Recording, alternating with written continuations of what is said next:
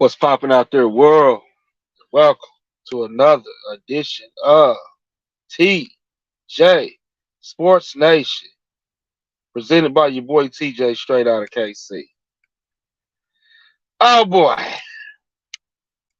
some crazy shit going on in the world of boxing. Just as of today,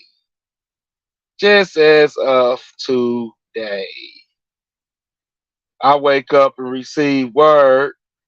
Big fella Bo Mac, Brian McIntyre, been over in the UK for the last couple of weeks, helping Chris Eubanks get ready for his rematch against Liam Smith, and he was able to get the victory. So Bo Mac been on a roll as of lately, with Canelo doing his thing, and you know all the other guys he got in his stable getting wins, right? So we know Bo Mac, was out in Vegas prior to the UK.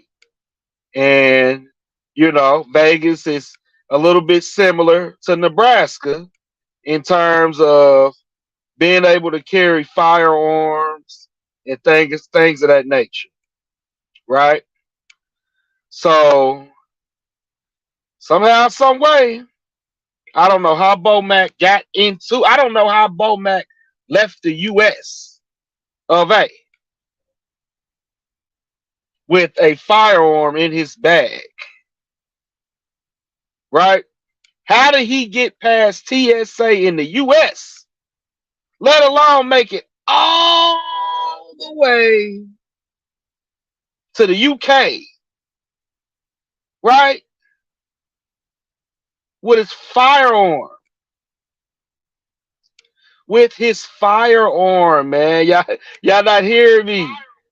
This man had a firearm in his luggage, a loaded firearm. Are you serious right now? How did he even get out of the US with it? This shit crazy. So, Bo Mac, Chris Eubanks go out there, they do their thing. What's popping with it, Danny? How you doing, my brother? They go out there, they do their thing. They avenge the rematch against Liam Smith. Cool. So Bo Mac, he getting ready to say, all right, let's head on back home to the States. You know, do my thing, whoop de do. Mind you, Earl just activated his rematch clause sometime last week, and we're gonna get into that here in a minute too. Bo Mac gets checked by the UK. I want to say is Manchester security, or that might be their police. Anyways, TSA over there in the UK found a handgun or whatever it was, some type of a firearm that was loaded in his luggage, and immediately uh, alerted the Manchester police. Immediately, Bomac was arrested and charged with carrying a firearm without what they call a certificate over there in the UK. They call it a certificate, right? And of course, Bomac ain't gonna have no certificate because Bomac ain't from the UK, don't have a residence in the UK, none of that shit, right? So he went, he went to, he went to his, I guess, preliminary hearing, and hey, he gonna be sitting in there for a while, a real long while, because his next court date ain't till October 10th. That's Bomac's next court date. So Bomac gonna be sitting, man, on some Brittany Grinder shit for a while. September just started. So Bomac gonna be sitting for about 40 some days in a British jail on a weapons charge. Do they even got enough food in there to feed Bomac? like, come on, man. Oh, man. And like, my heart feels for the dude. My heart feels for Bomac. You know what I'm saying? But at the same time, man, you got to be careful. You're not in the US where you got a better chance of, but some of these states like New York, Illinois, Florida, California, uh uh Philadelphia, Jersey, those states, they are real tough on gun laws. They got real stringent gun laws. Where I live here in Missouri, we are a open carry state. You don't need a permit. You can carry your firearm as long as you legally able to possess one. You can carry your firearm in your vehicle, on your person, in your fanny pack, wherever you want it, load it. It don't matter. You can carry your pistol. Our neighboring state, Kansas, same rules apply. But if I decide I want to go into Kansas, right? I'm not a Kansas resident. So if I go into Kansas and I decide, okay, I'm going to go over to Kansas, then guess what? I'm crossing county lines with a loaded firearm. In that case, I still need a permit, a Missouri permit, at least, my resident state, which is honored by Kansas as a recipient. Because other than that, they can't get me on a weapons charge because I'm not a resident of Kansas. That's how tricky them gun laws is. We got the freedom, but we don't got the freedom. Bomac's in a whole nother country where the U.S. has absolutely no jurisdiction over this. Absolutely none. Bomac faces 5 years to life in a British jail, bro. 5 years to life in a British jail.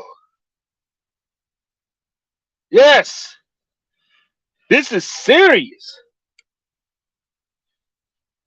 This is very serious. And I wonder what old Terrence Allen Crawford got to say about this. Bomac need his ass whooped. Because I ain't never left the United States, but I got enough sense, man. Like these other countries, man, they have their own procedures and policies in place that govern all of us, even people that are tourists and visitors. So you have to abide by this, man. I'm telling you, this is beyond crazy. Regardless of how the Spence fight went, Bomac is a hell of a trainer, one of the best in the game doing it. I respect the big fella, and I'm hoping and praying for him that he gets out of this situation. But to have to sit in there all the way till October 10th, they're going to just keep pushing it back. They just going to keep pushing it back. He's in a real horrible situation. He is. And this is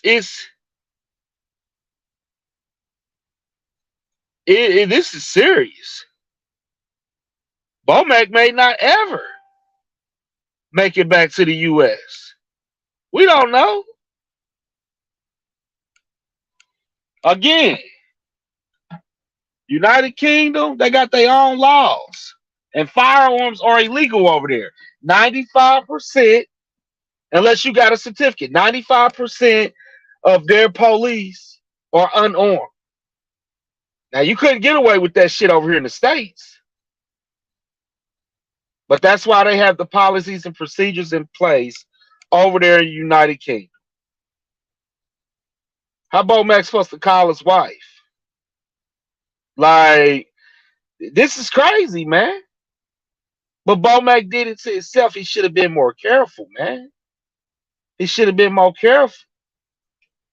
Now he got to wear his whatever colors they wearing in there. Mac just a sitting duck for the next 40-some days. My prayers go out to that brother, and I hope that he gets out of that situation. But I'm going to tell you right now, just by the reports I done seen and the stuff I done read, it ain't looking good for him. That's all I'm going to say. It ain't looking good for that brother at all. Now, will this have any impact on the rematch even getting finalized? Earl, of course, activated his rematch clause sometime last week. But from there, the negotiations got to begin all over again. But let's just get right down to the nitty and gritty. Earl Spence will be ready for Terrence Crawford at 154. Earl Spence will put on a better performance at 154. And I'm picking Earl Spence to beat Terrence Crawford at 154. And I don't want no excuses. Now, we don't know right now with this Mac shit if Terrence gonna have to switch trainers or not, or maybe somebody else in his camp. You know, because Mac worked with several trainers.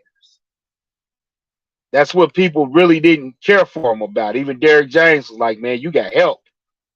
You got help. Derrick do it all on his own. So Crawford should be in good hands. But man, we all know how that could go. Because this fight with them two, this rematch, I don't see it happening in December. But I see it happening the first quarter of next year. That's what I think. April-ish, May-ish, maybe, somewhere in there. We get the rematch. Maybe even March. And it's all in this pocket. But how much of this Mac shit is going to impact it? That's the question. Mac faces some time, y'all, in the UK prison. So how much of this is going to affect the rematch with Spence? I don't know. This is very, very crazy. But we're going to see, wait it out, see what happens, see how this thing goes, see how it unfolds. I'm praying for Mac. I hope the best of his situation. I really do. Plus, we don't want no excuses walking into this second fight from Team Crawford. Talking about, oh, we didn't have Mac this fight. That's why he won. And da da da da da da da. No excuses. Absolutely none. Period. So Team Crawford better get they shit in order. Let's get this second fight made in the coming month or two. That's how I look at it. Period. Mac, hey, he better watch that motherfucker on that little TV in that set. At the end of the day. Straight up. Andy Ruiz, what's going on, man? My boy Wilder said he offered you a deal and all kind of shit. Andy Ruiz bullshitting around and ain't took the fight yet, man. What's up with that? Come on, man. My man's trying to get it in one time before the end of the year. So what's popping with it? Andy Ruiz, talk to me, baby. Deontay waiting on you now. Yeah, that is a fight that I want to see. And I think stylistically, it's a good matchup for Deontay Wilder. I love the matchup. I do. But unfortunately, Andy Ruiz ain't inked this name to the paperwork. So what the fuck is going on? $10 million is what I'm hearing he's asking for. Is that stretching it a little bit? Or is that fair range? These are the questions. These are the questions. Sign the contract, Ruiz. My boy waiting on you now. What you doing now? Sign the contract. I'm telling you, man, it's just so much to look forward to in the sport of boxing that if you ain't a fan, you better become one. We talking about real boxing here, not none of that bullshit. You know what I'm saying? The real deal, not none of that UFC shit, none of that. The real deal Holyfield here. Good old boxing. It's a lot to look forward to, especially the end of the month, September 30th. We all know what's going down. Charlo, Canelo. And it's going to be many more fights to look forward to. Just sit back and get ready for it. And Boxing Smoke Podcast will be getting ready to take shit by storm with this YouTube stuff. We will start going live next Sunday night at 9:30 p.m. It will be from 9:30 p.m. until 11 p.m. every Sunday night. Make sure you stop in and come chop it up with your boy. We're going to talk all kind of boxing subjects. This is what we do here at TJ Sports Nation. Hey, y'all send prayers up for Bo Mac. I pray that brother make it home. Hey, much love. Y'all be safe.